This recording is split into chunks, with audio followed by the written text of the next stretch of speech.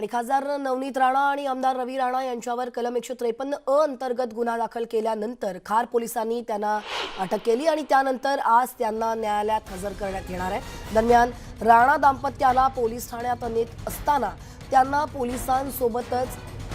पोलिसांसोबत हुज्जत घातल्याचं सांगितलं जात आहे।